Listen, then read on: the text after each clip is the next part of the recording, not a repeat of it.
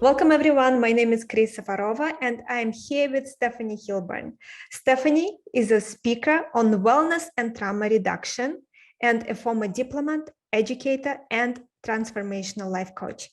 Welcome, Stephanie, so great to have you with us. I'm so happy to be here, Chris.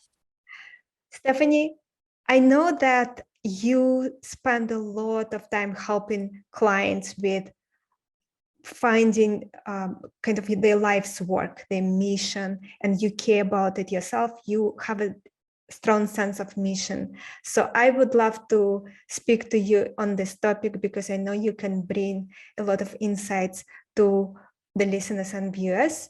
And I personally believe that it is incredibly important to always be in search and better understanding of what is your life's work, what is your mission. And you, in my own experience, you kind of start getting clearer and clearer picture on it. The more you look, the more you try to identify.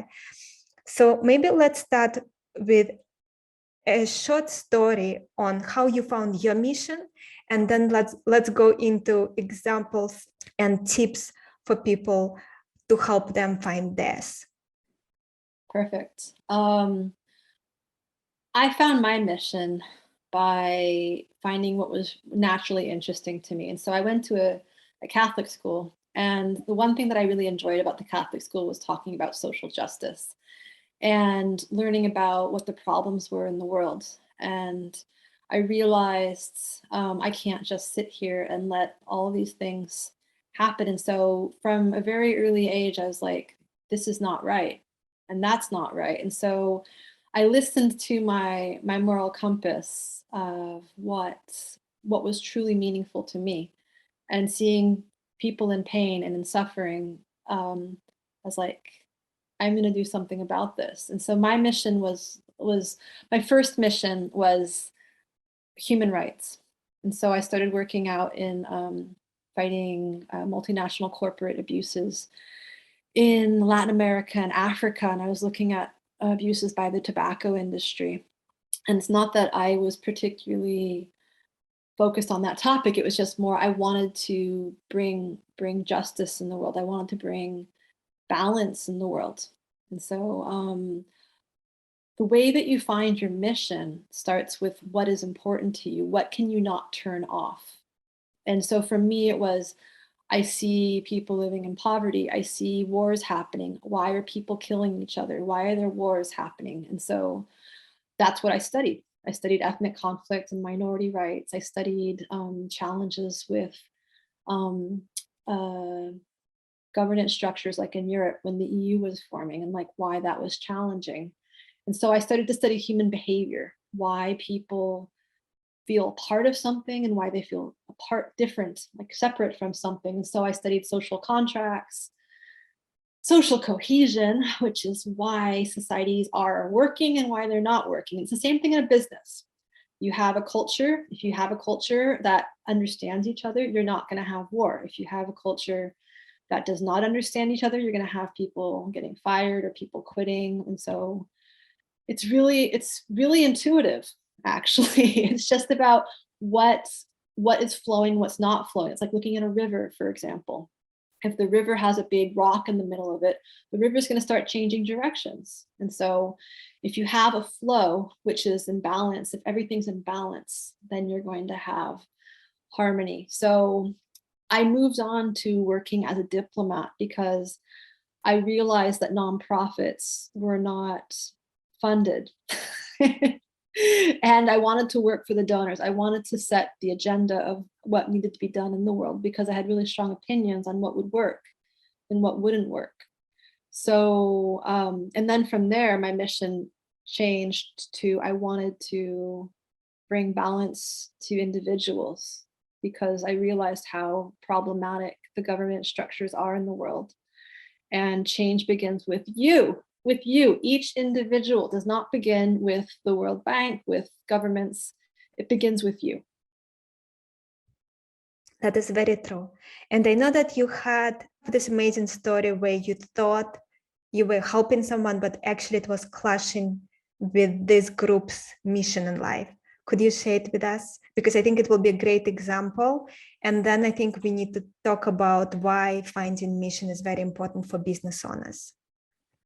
Mission is everything, and that's what I love focusing on. So I was a diplomat working in Colombia, and I was also studying with the tribe that considers itself to be the caretakers of the planet. They spend 24 hours a day maintaining balance in the world to prevent climate disasters, and it's beautiful transformative work, and I also teach on that. And so I had been trained for about 10 years on economic growth activities, on philanthropy, on how to bring people out of what's called poverty. And there's different definitions of poverty. And so the definition I was working with as a diplomat was economic success. And so I was fully like committed to getting people out of the so-called poverty. So I managed to speak to the founder of an amazing boutique coffee line called Blue Bottle Coffee. And they were super interested in helping this amazing group of Indigenous elders that do tremendous work of balance in the world. And yes, they perhaps don't have economic resources, but they have a lot of other resources and moral resolve and resilience, which we in the West do not have. So I negotiated it all with the coffee company. And then I went very excitedly to tell the tribe about it. And as I started to talk about it, they were very patient and very kind. And then they dropped the bomb. They told me essentially, do you think we incarnated to grow coffee for white people? And I was like, oh my gosh. Talk about a curveball. That was like the biggest curveball I'd ever experienced in my entire life. And I was like, oh gosh. So they told me that their purpose in life, their mission in life is to balance the planet. It is not to make millions of dollars. It is not even to have economic resources. Their mission is to bring balance to the planet. And when you violate your mission and what your purpose and your duty is in this life, it creates unbalance, it creates unharmony, it creates depression and sadness because your spirit is not doing what it came here to do. They told me that all of these things that we conceive to be beautiful in the West, like electricity, water, schools, medical facilities, all of that is a violation for how they live their lives. And when we try to bring people into our paradigm, we actually are destroying their culture. And so that's the case for that particular intact, uncontacted Indigenous tribe that live in balance with nature. So the moral of that story is sometimes we think we know what's right, but we're not actually aware of how deceived we actually are because we're following what was taught to us. And the invitation is to always be curious like a child and always invite in this curiosity of how do you feel about this particular joint venture? How do you feel about this particular movement in this direction? Is this something that would benefit your tribe or benefit your company or this group? It's not assuming, hey, this is I have the answers. I know what the right thing to do is there's this opportunity, and does this align with your values? And if it doesn't, I could have been like, no, this is a great opportunity. You have to do this coffee opportunity. But I was so grateful to be humble and be like, oh my gosh, I upset you. It just showed me how little I actually knew. And from there, this is why I teach my economics students and my development students in international relations. We might not know actually what we do not know. And that is our biggest weakness, is when you assume you know everything, you can create a big disaster.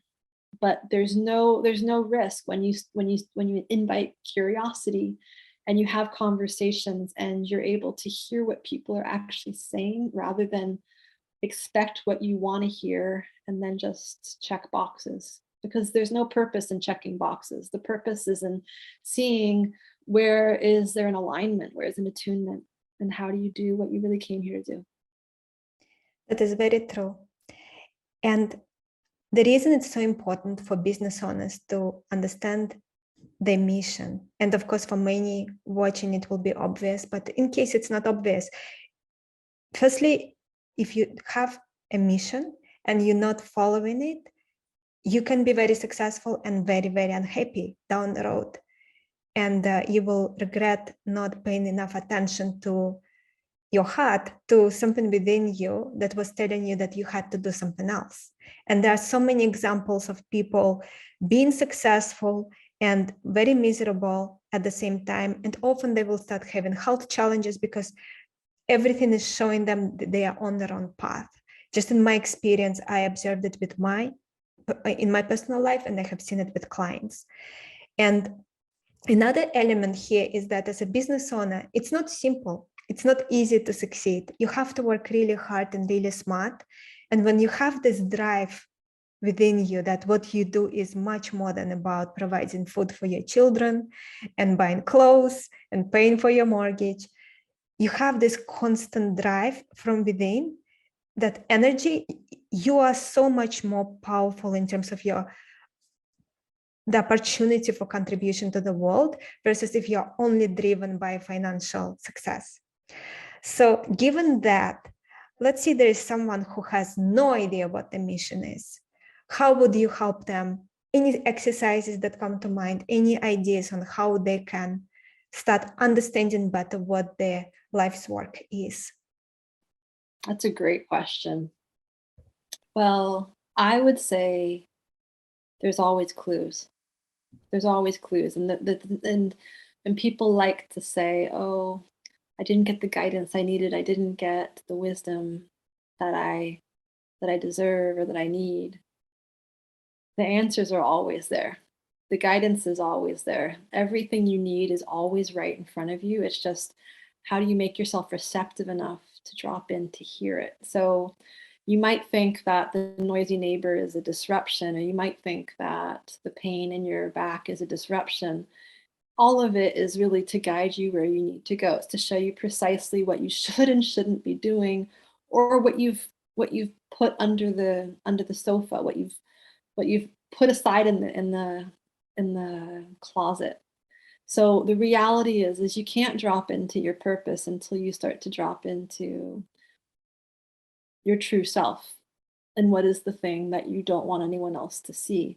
Because if you're spending all your energy on hiding who you actually really are because you're afraid of being who you really are, the guidance is going to keep getting suffocated. So how do you figure out what you really want to do and what you're really meant to do? What is the thing that gives you the most fear? For me, for example, I don't really want to be talking about self-care and wellness. I was perfectly happy talking about democracy, human rights, problems in the world. And it came to a point, I had a surfboard accident actually, and my eye turned purple. And that's how I got involved with working with this tribe. That I actually did have a health challenge, and my eye was purple for 6 weeks. And what happened? Yeah, and I walked into an embassy wearing a suit with a purple eye for 6 weeks, getting like some very clandestine looks, being like, what happened to this person? Why is she walking in the embassy? And it was just revealing to me that I was not seeing correctly. And so I've constantly been getting the notice that I need to see more correctly, which is part of why I wear glasses too. I need to see correctly.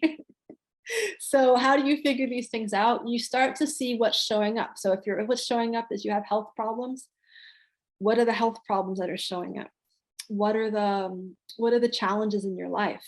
What is it trying to teach you? Because there's an answer there. So that's the first step, is what bothers you in your life? Why is it coming to grace you? Why is it coming to greet you in this way? Then you can get into the deeper level stuff of, I'm really miserable. I didn't know I was miserable in a marriage and in my job. I had no idea until I got hit by that surfboard and I had my first chakra balancing 4 months later on the same beach, that I was miserable. That's how That's how much we lie to ourselves. So how do you get into your deep passion? I thought I was doing it as a diplomat. I really did. And then I realized helping people was a distraction for trying to help and heal myself, and trying to help others heal themselves too. So exercises. How do you get into that? I do some meditations, and I do some balancing activities so that you can start to sense your emotions, start to sense how you're feeling in your body.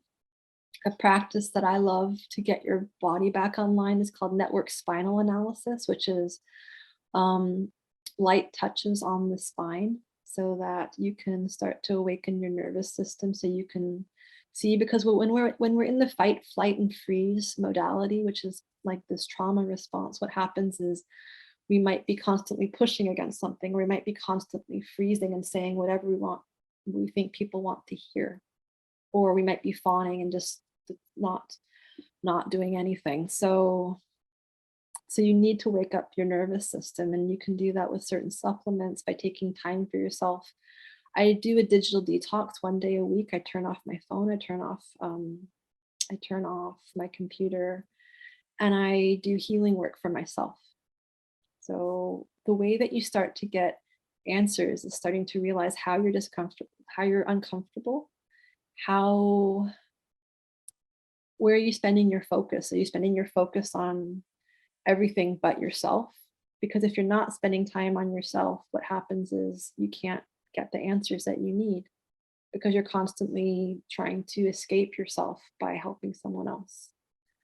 So those are some of the answers with that. And then the exercise I really like is asking people what would they do if money was no issue, if time was no issue, and if they could eliminate everyone else from their world that was trying to convince them to do one thing one way or another, if they had no societal pressure, because societal pressure is actually gigantic. And I've personally never cared. I've always just done what I thought was right. But yeah, it's always affecting people. So that's where I would start, is seeing what what brings you joy, literally, what brings you joy, and what could you do for no money? For me, that's helping people understand their power, understand that they are beautiful, graceful, insightful humans.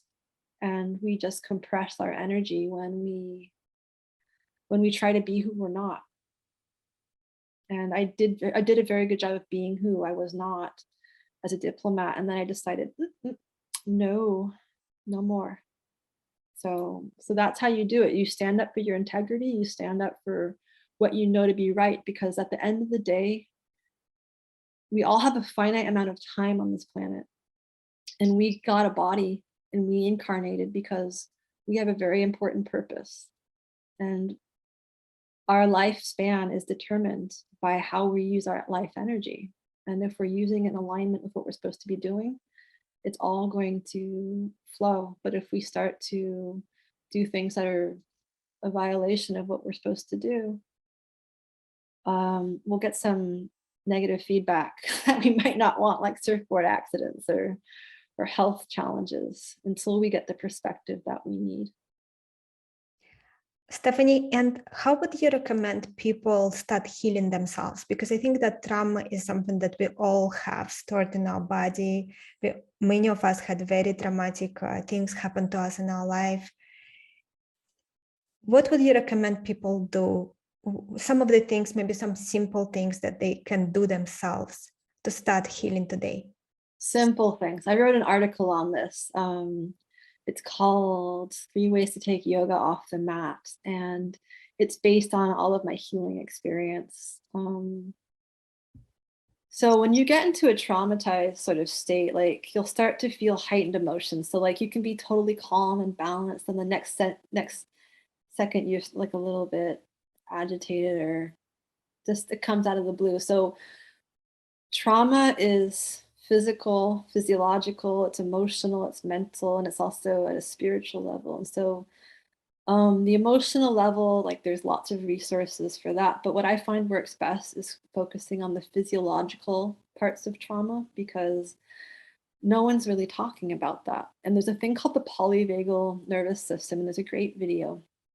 Stephen Porges started this concept. It's called the vagus nerve. And so if you lightly tap on your collarbones, what you're doing is you're essentially calming a nerve meridian. And whenever you start to get a little bit nervous, just tap here. And so I get scattered in supermarkets, and so I'm always like lightly tapping here, and just like, there's too much activity. So tapping on your collarbones is one. Sticking your belly out, it works. So just puffing your belly out. If you make your body not stressed out, you will not be stressed out. Tongue out. Lion's pose in yoga. When you stick your tongue out, what happens is that you can't be angry. You see how I just lightened up? Mhm.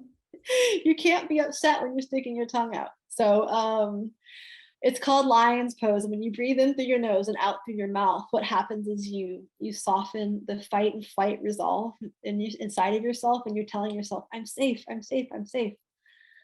So lightly tapping, shoulders down and back, belly out. When you do all of these things, you're telling your body, wow, there's not a pterodactyl trying to come and attack me.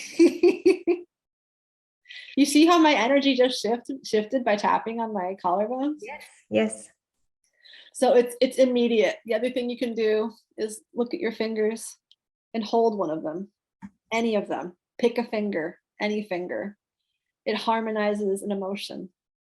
Every finger has an emotion in Jinsen Jitsu. I did a yoga teacher training in order to go even live in Bosnia, because after I spent 2 months there, I'm like, oh gosh, this is not going to work unless I teach these people yoga and meditation, because I'm stressed out in 2 months. And so I'm like, I taught yoga at the embassy and meditation. It took me 3 months to get permission to get my colleagues to come attend classes during work. But yeah, and so part of my training was Jinsen Jitsu. Each of the fingers is a mudra in this Japanese healing modality called Jinsen Jitsu. Oh, the thumb is for worry. It also helps balance out sleeping problems. The index finger is for fear. The middle finger is just what you think it's for anger. The ring finger is for grief, and this is for pretense. So if you're ever trying too hard, you hold this. And then if you hold the middle of your palm right here, it's called like the umbilicus point, and it helps with despondency and like deep depression. So I like to combine 2 points. I hold here and hold here, or hold here. So it's like, looks like this. We do that. And I literally sat at conference rooms and held my fingers under the table. I was at meetings. If you get tired in meetings and like you can't stay awake, there's another pose for that. Just like putting your hands under your sits bones, and like it'll alert you up. And so I had 1,001 tricks to make myself not look bored in meetings that I didn't want any desire to be in. And so I pretended for about 2 years. So holding any one of your fingers will help with trauma. All those 3 steps will totally help. And then the mindset of you can heal yourself. You can. It helps to get help, but you don't need help. I healed myself without therapy, without hypnotherapy, without psychedelics, without anything that people say that you need to heal. I haven't done any of it. How have I done it? Through bringing forth my spirit, facing all of the things that I went through, and just wanting to heal. If you want to heal, you're healed. It's like looking at your inner resilience. You have it. And so there's little steps you can do, like even just doing a yoga class. Like I really love Elena Brower as a yoga teacher. She teaches on Yoga Glow, and she also employs the Jinsen Jitsu modalities. And when I was living in Bosnia with I couldn't really leave the house too much because there was secondhand smoke, and I would get dizzy after about 30 minutes being in a public location. So I spent a lot of time at home, and I was doing yoga classes at home. And There's a lot of things you can do just by yourself. You don't have to do any of the modalities. I also sing. Singing is really, really, really therapeutic. It's considered a traditional trauma reduction activity too, like music therapy. So I have a drum. I play a drum. So, but just singing. Singing also activates the polyvagal nervous system. It helps bring you into balance. And the thing about healing and trauma is there's no right answer for everyone. Because, for example, if you've grown up in an inner city and you've only experienced chaos around you, sitting in a meditation room and quiet might be so incongruent for you that it's not peaceful. So I like to swim fast for healing, and I've been told running also reduces anxiety. And so you have to match the emotion of what's going on. And so if you're feeling overly thinking, maybe clean the house. If you feel stressed out, like you can run or you can swim. It just depends on what's the emotion that's coming up. This is powerful advice. Thank you so much, Stephanie. Okay. And when you do meditation, there are different types of meditations. Which one do you prefer for yourself? Heart-based meditation.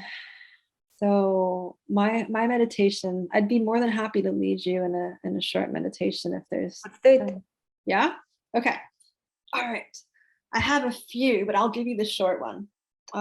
This is a very simple, super simple. So sitting on the earth, sitting on a chair, feeling your feet ground into the earth, feeling the energy come up from the earth through your hands or through your feet or through your sits bones, feeling the energy of the earth, feeling grounded, supported, nurtured,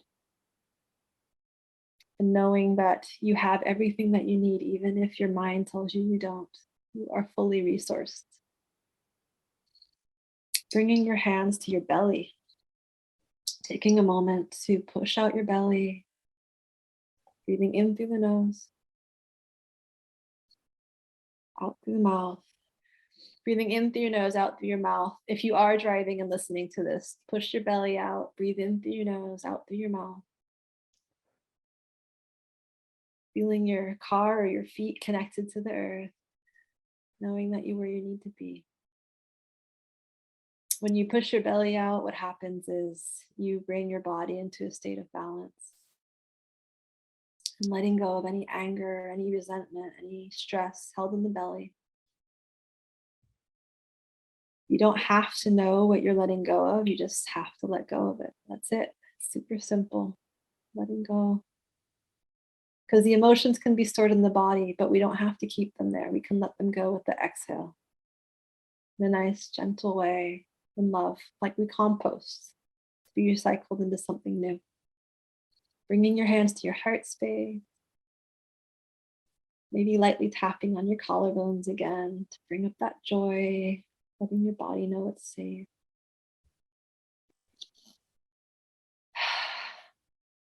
Letting go of any grief on an exhale, any sadness, anything that's preventing you from being fully present. You don't have to know what it is because your spirit knows. You don't have to know what you're letting go of. That's the beauty. Your body knows. Taking a moment to breathe into this heart space, feel this power of your presence, power of your spirit, this tremendous power that you hold, this untapped power and potential inside of yourself. Every moment is a chance to bring this power fully into its full potential just by letting go and stop pushing and just being present and knowing. Letting go of anything else you no longer need. And taking a moment to set an intention for the rest of the day. Maybe it's to be more loving to yourself. Maybe it's to go on a walk. Maybe it's to tell someone that you forgive them. Maybe it's to forgive yourself. Maybe it's to to write that thing that you didn't have the space to write before. Maybe it's to write your mission statement that you couldn't conceptualize before. And maybe it's to be love itself and to know that you are fully supported. And taking one more moment to visualize and embody that knowing. And seeing this sphere of light inside your body expand out more and more and more, so that suddenly your radiance is expanded out into the entire room, into the entire neighborhood. And you are a glowing ray of light held and being seen out in outer space. You are this brilliant, radiant light. And taking a moment to bring this visualization and knowing that it's powerful and that it's true.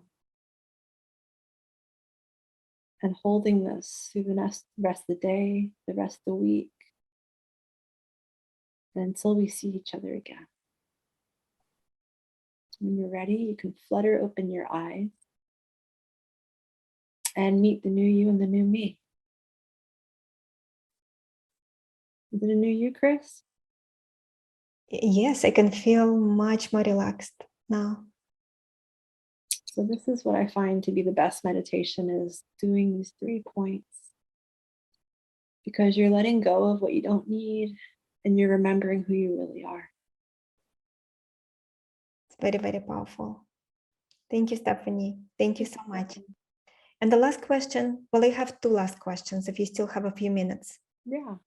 First one is, what were some of the key lessons, insights you learned from working with your teachers in that tribe that you mentioned? Because I know you mentioned them and there's a curiosity, but we don't know what you learned. And of course, probably some of the things you learned probably were included. And then I will ask the next question afterwards. What did I not learn from my teachers? If I had not done this work, I would have still been married. I would have probably had kids and I would have been miserable. And not that having kids and being married is horrible. It's something that's really beautiful, but it was not the right place for me. At that time. You have to heal before you have kids, and I had a lot that I had to heal, and I've done 12 years of deep work, and so I'm now at a point where I'm in a completely different space. What did I learn? That you have everything that you need. Everything you need is right inside of you. I've learned that I know nothing, and that everything that I thought I knew wasn't true. And I've learned to unprogram and unwind everything that everyone else tells me to be true, and to not to doubt things, but to question why something is the way it is, and to check in with myself. What is the truth? Because the truth is something, there's many truths. There's absolutely many truths, but the true truth is the one that you hold within yourself. And what is right for one person might not be right for you. I learned how to love in a way that I never thought possible.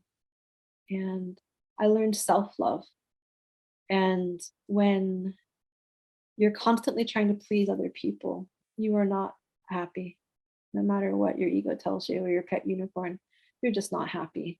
When you love yourself, you can be truly comfortable in whatever it is that you're doing. And so I've spent the last 12 years unwinding my picture perfect performance and just doing everything that society told me is what success is, and doing the exact opposite. So I stopped wearing makeup. I stopped highlighting my hair, and I just basically live as naturally as possible. And I also studied holistic health with them. And so I follow certain protocols for cleaning my body, for like drinking green juice, because you are what you eat. And when you eat things which are made by people who do not love themselves, it creates an energy inside of you. And so I cook most of my own food. And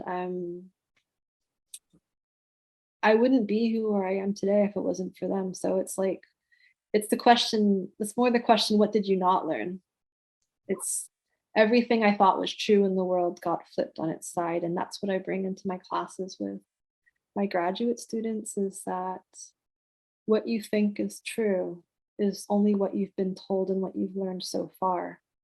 And so you can't truly drop in and knowing what's true until you're able to you're able to see that there might be something else. Because so for example, with your healing and your own healing, you might think your problem is you think you have a certain trauma, and you might have a certain trauma. But for me, for example, um I'm adopted, and so my trauma, part of my trauma is that I'm adopted, but that's what I had to experience. That's for me to master my experience. So what you think is your problem might not be your problem.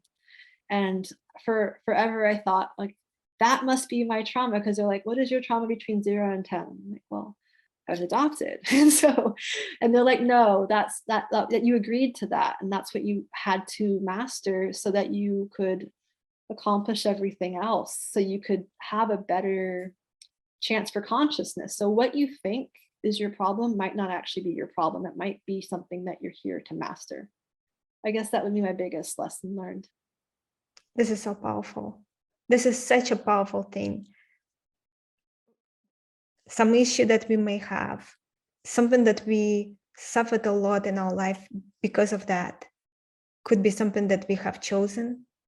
If for those of us who believe that there's something greater than us being born and then we die and that's it, something we have chosen to learn something very important in this lifetime.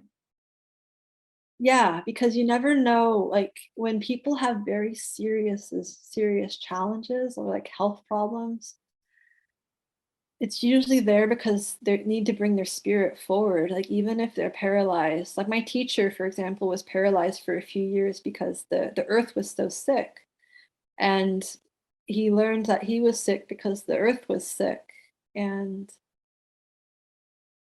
he basically had this deep communion with the divine and was told like, "I'll help you heal if you help me heal." And that's how he lives his life now, is healing the earth. And that's how I live my life, is healing the earth. So um everything that you see to be a problem, and Western science tells you that this is a problem, it's there for a reason. Even if it's the most annoying, horrible, horrific thing, there's a reason it's there. It's either because of something that you need to learn, or something that you need to master, or it's a type of correction. Like one of my favorite books is called uh it's Milarepa, and it's talking about um someone whose family, it's from the 12th century, someone who's a Tibetan master, someone who had a lot of misfortune in their life, and then he learned sorcery to bring balance and try to like create plagues and famines and locusts, talk about like whatever, every problem in the world on the people who hurt his family. And then he decided that he was going to correct, and he spent years carrying boulders from one place to another so that he would correct to build this building that his master then told him to knock down 3 times. And by staying secluded in a cave and like being really pure with his energy, he corrected for all of the bad things that he did. And so when things happen, there's a reason for it, even if we don't know the answer, and there's something we need to learn. So it's easy to react and be like, "Oh my God, this is bad, this is horrible," and to victimize. But what's more powerful is being like, belly out, tongue out, shoulders down. Why is this happening? Why is this happening? And so now I just like I know it's entirely unprofessional, stick your tongue out, but I do this only to model that if you really want to heal yourself, you need to make yourself not stressed. You want to run a business, you need not be stressed, because the stress only gets worse as you grow your business. And the only way you can handle more stress and more responsibility is just being, I mean, I was super grounded before the war happened in Georgia. And then I got all of everything activated from before in me. And so there's a reason it showed me how powerful I was being in a war zone. It showed me the power that I had, my own grounding, and just staying really calm. I just got to experience, I needed that experience to experience the birth trauma that I didn't realize that I had. Stephanie, and the last question is my favorite question to ask. We may have already covered it because you shared so much with us in this interview. But my favorite question of all time is, what were 2-3 aha moments, realizations in the last few years that completely changed the way you look at the world, the way you look at your life? It can be professional, can be personal, because all of it works together for people to live a great life. I shared a lot on that, but I think my biggest aha moment was that everything happens for a reason. I actually have this on a little sticker, like a little piece of paper that I have on my computer just to remind me. Everything is put to you by the divine to master. Stop resisting, stop outsmarting, and stop blaming. Everything is there for a reason. I have paper thin walls in my beautiful cottage, and I heard a child that was screaming next door or playing whatever next door through my closed windows. It was driving me crazy for about 6 months, because at first I was like, the audacity for the parent not to have, why he's like 10 feet from my window. And then I realized that I was reliving my own childhood challenges of like, the kid was basically trying to remember certain correct ways of being, and I was witnessing and seeing a reaction in myself to his programming of what a good little boy looks like.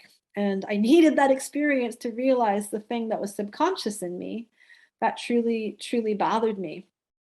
And I told the dad, who actually was a reflection of me, because he also teaches a form of development economics, and he also juiced. And so it was perfectly divinely orchestrated.